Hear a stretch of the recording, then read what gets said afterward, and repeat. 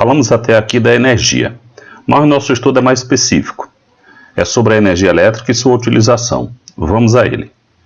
Toda a matéria que conhecemos do universo está na tabela periódica dos elementos que a química nos apresenta.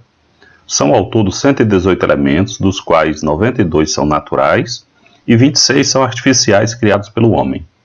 Todos esses elementos naturais estão dispostos e espalhados pela natureza e fazem parte ou compõem as substâncias e materiais na natureza. A constituição da matéria. A matéria é formada por pequenas partículas chamadas de átomos. Na imagem nós podemos ver a estrutura de um átomo. Nós temos o núcleo, onde estão os nêutrons e os prótons, e nós temos a eletrosfera, onde estão os elétrons. A eletrosfera é composta de 7 camadas energéticas, sendo com maior energia a que está mais próxima do núcleo, e a que está mais longe do núcleo a que tem menos energia. Os diversos materiais e elementos, eles se diferenciam pela quantidade de prótons e elétrons nos átomos. No caso aqui a gente vê que o hidrogênio é o mais simples, com um elétron e um próton.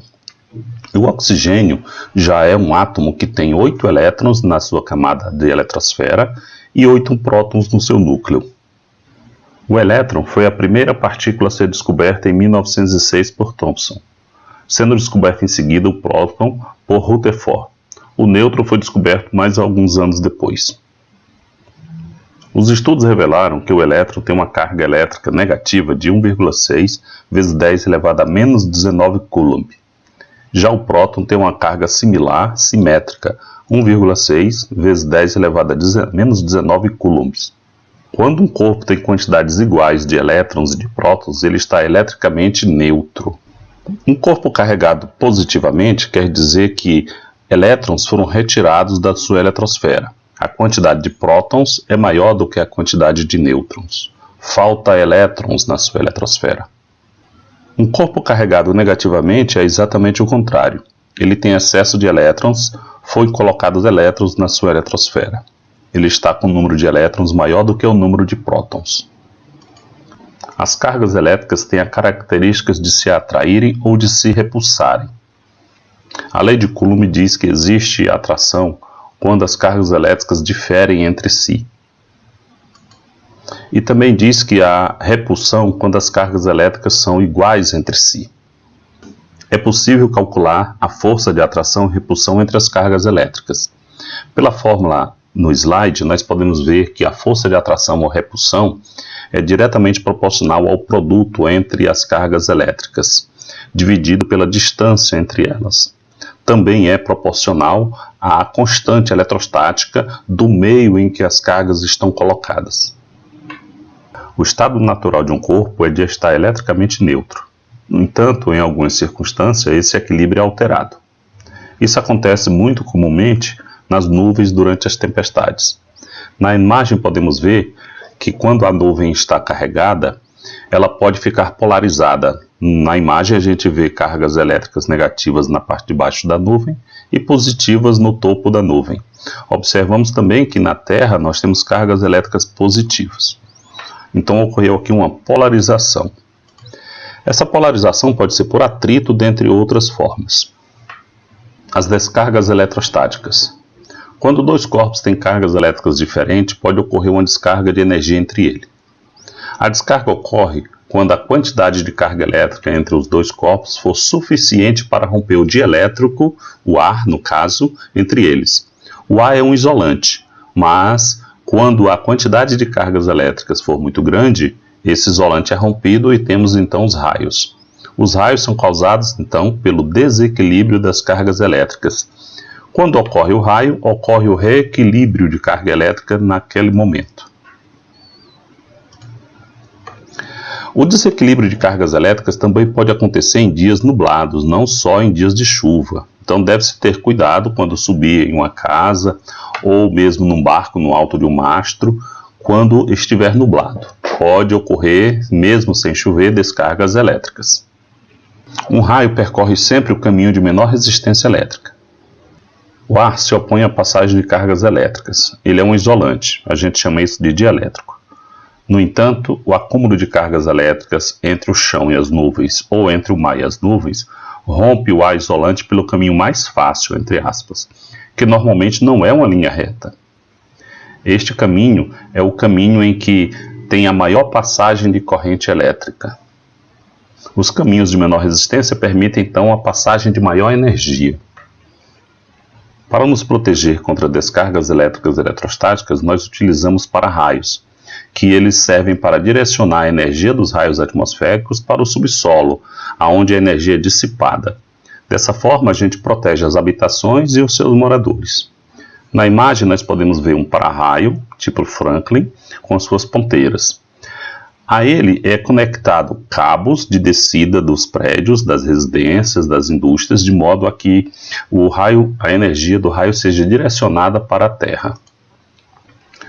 O para-raio Franklin ele é calculado com um ângulo de abertura, formando um cone ao redor do local em que se quer proteger. Esse para-raio é colocado sobre os prédios residenciais, casas. Nós colocamos ele sobre indústrias. No caso da figura, nós vemos uma porção de para-raios Franklins colocado em diversos pontos da indústria, e entre eles estão conectados cabos elétricos, né? São interligados cabos elétricos entre esses para-raios, e depois esses cabos são direcionados para o solo, pela lateral do prédio, e depois são aterrados. Tem diversos aterramentos, todos eles conectados entre si. A gente chama isso de gaiola de Faraday. Normalmente isso é utilizado nas indústrias e no comércio. Já no ambiente marítimo, os para-raios Franklin não são utilizados. Os próprios mastros e suportes metálicos dos barcos vão atrair o raio. O raio, ele quando atinge qualquer objeto metálico, ele vai procurar também pelo barco o seu caminho mais fácil para descarregar sua energia no mar. Então, se um barco é de metal, ele descarrega pelo próprio casco. Se um barco é de fibra de vidro ou de madeira, este raio, quando atingir o topo do mastro ou algum outro equipamento externo, ele vai buscar o caminho de menor resistência, podendo passar pelos equipamentos elétricos, pelos motores, até chegar em algum ponto do barco, num casco do barco, em que ele vai sair para o mar e vai descarregar no mar. Isso causa um problema. Quando a gente tem uma situação dessa, a gente precisa estar isolado. A gente precisa estar protegido. Em locais em que tem muita descarga de raio, deve-se evitar ficar fora na parte externa do barco, deve-se evitar ser a parte mais alta no barco, deve-se ficar dentro da cabine esperando que a tempestade passe. Os elétrons são parte dos átomos e estão presos a esse. No entanto, em muitos materiais existem elétrons livres. Esses elétrons livres estão em movimentação por todo o material. Esses elétrons livres são originários da camada de valência, ou última camada, a camada mais externa dos átomos. Esses elétrons estão mais fracamente ligados ao átomo. Então, qualquer energia pode retirar esses elétrons da camada de um átomo e ele fica circulando entre outros átomos, passando de átomo a átomo. Vamos ver o que são materiais condutores e isolantes. Os materiais condutores permitem, de maneira fácil, a passagem de elétrons livres pelo seu corpo. Já os materiais isolantes apresentam dificuldade a passagem de elétrons livres pelo seu corpo. O que faz um material ser condutor ou isolante é a sua estrutura atômica. Nos materiais condutores, pequena quantidade de energia é suficiente para produzir elétrons livres. A temperatura do ambiente já é suficiente para provocar que alguns elétrons estejam livres no material, estejam circulando pelo material. Nos materiais isolantes é exatamente o contrário. Somente uma quantidade elevada de energia consegue retirar os elétrons da última camada do átomo, da camada de valência, tornando eles elétrons livres. Em qualquer temperatura, esses materiais têm pouca quantidade de elétrons livres. Nos cabos elétricos, nós temos exemplos de materiais isolantes e condutores. No caso, o cobre é um excelente material condutor de energia elétrica, de elétrons livres, e a borracha que recobre o condutor, que recobre o cobre, tem excelente isolação, permitindo muito pouca passagem de elétrons livres por ela. Isso caracteriza condutores e isolantes. Bem, existem os cabos unipolar e multipolar. Nós temos o condutor de cobre e nós temos a isolação. E sobre a isolação nós temos uma cobertura. Essa é uma cobertura mecânica. Ela é de borracha, também serve como isolante, mas ela é uma cobertura mecânica que serve contra proteção mecânica, para que o cabo não seja danificado. Os cabos multipolares são formados por diversos cabos isolados dentro dele, recobertos por uma camada que se chama cobertura de proteção mecânica. Como exemplo de materiais condutores, nós podemos citar o ouro como o melhor material condutor. Os materiais, no entanto, condutores mais utilizados são o alumínio, o cobre, o ferro, o aço inox, a prata, o latão, o silício, e o corpo humano é um bom condutor também de eletricidade. Como isolante, podemos citar o plástico, a madeira, o isopor, o PVC, o vidro, lã, cerâmica, papelão, penugem. Obviamente que esses materiais, para serem isolantes, eles têm que estar secos. Vamos ver agora as maneiras usadas para gerar eletricidade. São 3 as formas úteis de gerar eletricidade. Existem outras, mas não produzem energia em quantidade suficiente para atender a população. Nós temos a eletricidade por efeito químico, nós temos por efeito eletromagnético e podemos gerar eletricidade também por efeito fotovoltaico. No link abaixo, vocês poderão encontrar uma pequena história sobre a eletricidade. Sugiro que vocês assistam esse vídeo no YouTube. Sugiro que vocês assistam também o filme A Batalha das Correntes, entre Thomas Edison e Nikola Tesla. No caso, na época, Thomas Edison usava a energia de corrente contínua e Tesla desenvolveu a energia de corrente alternada, que é utilizada até hoje por todos nós nas nossas residências, na indústria e no comércio. A primeira forma de gerar eletricidade foi em 1800, quando Alessandro Volta, químico e físico italiano do século XIX, construiu uma pilha elétrica com placas de cobre e de zinco e um eletrólito entre elas, separando. Com isso, ele conseguiu uma tensão e observou, então, a passagem de corrente elétrica. Nos links abaixo, você poderá verificar nos vídeos como isso aconteceu. Hoje, a gente tem as baterias. Como é que essas baterias funcionam? Elas funcionam basicamente por uma reação química. São postas dentro de um recipiente 2 placas de metal, por exemplo, uma de cobre e uma de zinco, e um eletrólito, uma substância que vai transportar os elétrons da carga positiva de cobre para a placa negativa de zinco. Então nós teremos um acúmulo de cargas elétricas num polo, em um dos metais, e uma falta de elétrons nos outros metais. Nós chamamos isso de DDP, é uma diferença de potencial, já que cada carga tem um potencial, tem um valor. Nós temos excesso de cargas elétricas no polo e falta de cargas elétricas no outro polo. Quando a gente conecta os 2 polos da bateria através de um elemento, por exemplo, uma lâmpada ou um equipamento, nós fechamos o circuito, possibilitando que os elétrons em excesso da placa negativa possam retornar para a placa positiva, onde existe a falta de elétrons. Por que isso acontece? Porque eles procuram o equilíbrio entre as placas. Então, enquanto houver desequilíbrio entre as placas, haverá corrente de elétrons circulando de uma placa para outra. Logo em seguida, em 1831, Miguel Farah, físico e químico britânico, também no século XIX, descobriu por efeito eletromagnético a geração de energia elétrica. Ele observou que uma corrente elétrica passando num condutor perto de uma bússola fazia a bússola se deslocar. Ele estudou esse processo mais detalhadamente e desenvolveu um equipamento para gerar uma corrente elétrica, para gerar energia. Ele gerava esse equipamento energia CC, energia contínua. Aí da foto a gente pode ver que era um disco de cobre, tinha uma manivela que era girada e nós temos um ímã.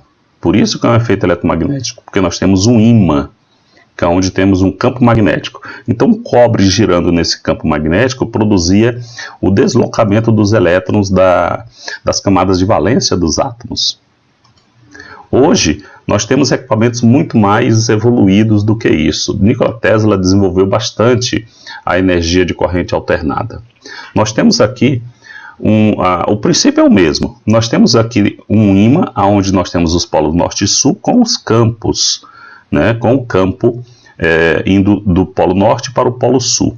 Quando uma bobina é girada, quando ela é movimentada no campo magnético, uma bobina de cobre, ou de outro material condutor, os elétrons dessas bobinas são movidos, são deslocados pela força do campo magnético ao longo do condutor, causando então a geração da energia elétrica.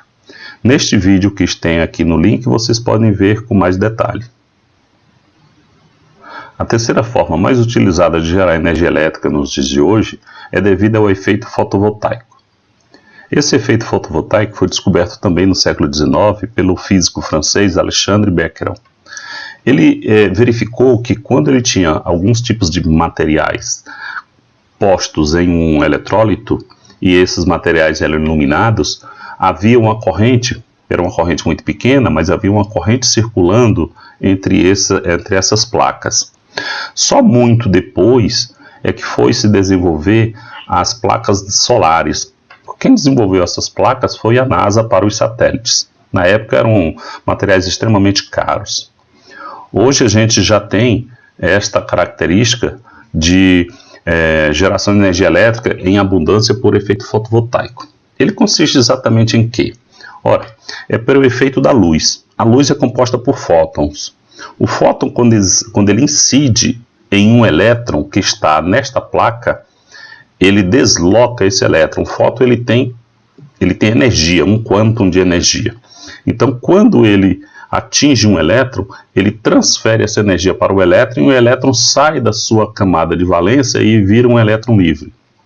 Ele é então direcionado pela polarização da placa para os polos, para as laterais da placa, né? A parte superior, a parte inferior, que são conectadas então a uma resistência, uma lâmpada, um equipamento elétrico, provocando assim um efeito elétrico. Vocês poderão ver também neste link que está aqui no slide. Fontes de eletricidade por efeito químico. As fontes mais comuns nós conhecemos, são as pilhas, as baterias, né? Todos esses equipamentos que utilizam baterias, celulares, brinquedos, eles utilizam energia elétrica por efeito químico. Para que as baterias possam alimentar cargas grandes, elas têm que ser colocadas juntas. A gente chama isso de banco de baterias. Então, uma bateria só, ela realmente não dá para alimentar cargas grandes, né? Quando a gente tem uma carga, como por exemplo no brakes, em bancos, ou outros equipamentos grandes, nós temos que ter um grande banco de baterias compostos por dezenas ou centenas de baterias. Uma das fontes de eletricidade por efeito eletromagnético são as hidroelétricas. Elas têm a sua barragem, onde elas acumulam água, fazendo com que haja um desnível de água. O desnível de água proporciona uma energia potencial. Essa água, então, ela é direcionada através de tubulação para uma turbina, que fica dentro da hidroelétrica. A turbina, ela é movida pela água em movimento, ela rotaciona, provocando, então, a rotação do gerador. O gerador tem o seu campo magnético e uma bobina girando nesse campo magnético. Ora, se a bobina gira no campo magnético, ela desloca elétrons. Esses elétrons são deslocados e são emitidos aqui, eles são enviados para um transformador. O transformador serve para aumentar a tensão, que em outra aula mais na frente nós vamos ver o que é tensão elétrica, e essa energia é transportada através das torres de transmissão. Outra forma de gerar energia elétrica por efeito eletromagnético são as usinas nucleares. Elas consistem de uma reação nuclear em que aquece água. Esta água aquecida pela reação nuclear, ela é transformada em vapor de alta pressão. Este vapor é direcionado a uma turbina. Essa turbina gira, girando o eixo, o núcleo do gerador, e o núcleo do gerador, que seriam ali espiras de cobre, giram no campo magnético produzindo eletricidade. Essa eletricidade produzida é direcionada à rede elétrica e transmitida até as nossas residências. No caso de uma termoelétrica, o princípio é bem similar. Só que em vez de eu ter um combustível nuclear aquecendo a água, eu vou ter um outro combustível, como carvão, como gás natural, como óleo diesel, qualquer outro combustível que aqueça a água serve para produzir energia elétrica. Essa água quente vira vapor e o vapor em alta pressão roda a a turbina está acoplada ao gerador e este gerador produz eletricidade que é transmitida para as nossas casas. Uma outra forma bem utilizada hoje em dia, que temos aqui na nossa região, por efeito eletromagnético, são os aerogeradores. Bom, como é que funciona? Nós temos a força do vento, a energia contida no vento, ela roda as pás, essa pá, ela roda a transmissão e essa transmissão está acoplada ao gerador. O gerador, então, movimenta as espiras de cobre em relação ao campo magnético, gerando energia elétrica, deslocando os elétrons, e ele provoca o deslocamento dos elétrons através dos cabos elétricos, e ele é transmitido através das torres de alta tensão para as nossas residências. Outra fonte de eletricidade que está sendo muito utilizada hoje em dia são os painéis solares, pelo efeito fotovoltaico. Eles são bem difundidos hoje, todo mundo está sabendo, mas basicamente consiste em você ter painéis solares com células solares, elas estão conectadas em série paralelo. Com isso você consegue aumentar a tensão e a corrente, dependendo da montagem. Essas células, pelo efeito fotovoltaico, deslocam os elétrons. Esses elétrons deslocados vão percorrer então os cabos elétricos até os nossos equipamentos. Nós podemos pegar essa energia e armazenar em baterias, ou podemos colocar ela na rede da concessionária, fornecer energia à rede da concessionária. A energia solar já está bem difundida e o uso dela já é bastante grande no mundo. Por exemplo, nós temos barcos científicos que operam totalmente por energia solar. Nós temos também barcos de pesca que já estão atuando com painéis solares, né? Obviamente que para deslocar um barco nós precisamos de muita energia. Então, esta é uma questão que nós temos que ter muito cuidado, porque um painel solar não tem uma quantidade de energia suficiente para deslocar um barco contra a maré ou dependendo do peso do barco. Como bibliografia dessa aula, nós temos o livro Eletricidade, Princípios e Aplicações de Fuller e também o artigo escrito no Espírito Santo, Desempenho Propulsivo de Embarcações de Pesca, um estudo aplicado às melhorias das embarcações, bastante interessante, que está lá no Drive para vocês baixarem e lerem. A nossa próxima aula, na próxima semana, será tensão, resistência e corrente elétrica. Um abraço a todos.